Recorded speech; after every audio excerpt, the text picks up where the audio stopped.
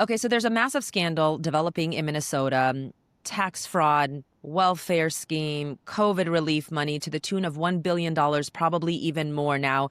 But there's a story that Jackie Toboroff and I have been covering for now 2 years, almost 2 years now. Jackie Toboroff, she's a journalist and author as well. Jackie, we're talking about a flag that is currently flying in Minnesota that has an 8-point Islamic symbol. We've been talking about this for almost 2 years now.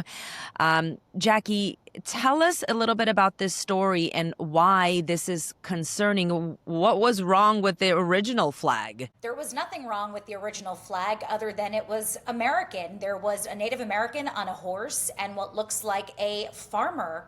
That's, I guess, what was wrong with the traditional flag. So when did this new flag start flying in Minnesota for people who have not actually followed this story? And then you have other people being like, well, it's not really an 8-point symbol, Islamic symbol. It's a compass rose. It's this, it's that, everything but what it is. Because you wrote an amazing Substack about this. You broke it down, what this means. You've spoken to people who are national intelligence. We'll get to that in a second as well. And it's not just Minnesota now. It's spreading across the nation. Right. This is a national trend. But the thing that is so interesting about Minnesota is Tim Walz is connected to both this new 8-point Islamist star and the Somali fraud in Minnesota. So there really are no coincidences. What happened is that May 11th, 2023, Tim Walz signed into legislation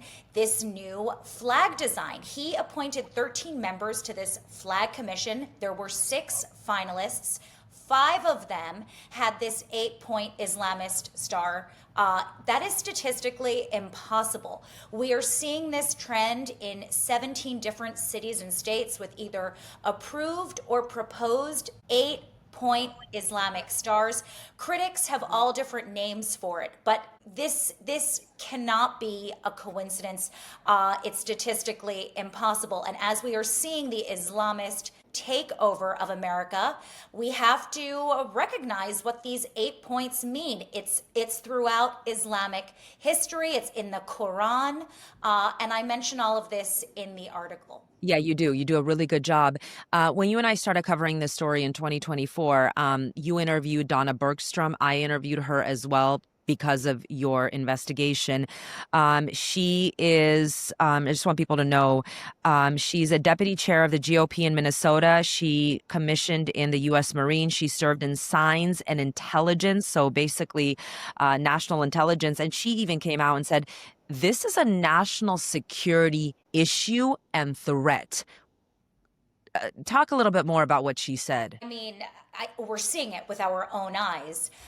We're seeing this Islamist takeover every single day.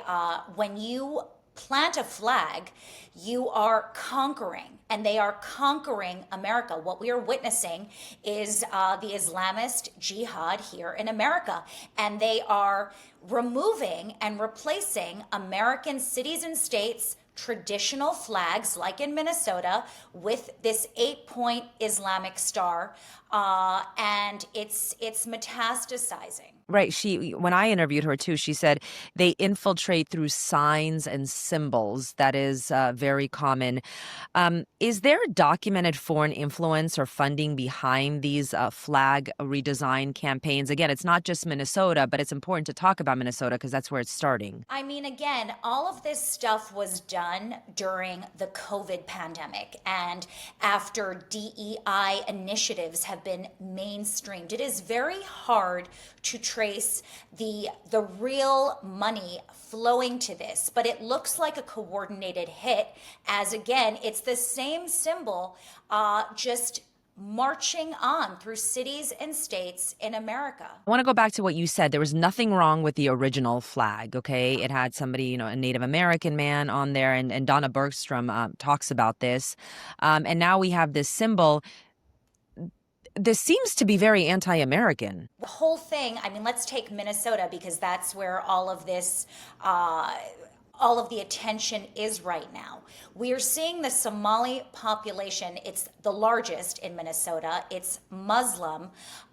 We are seeing the takeover of Minnesota there by this group.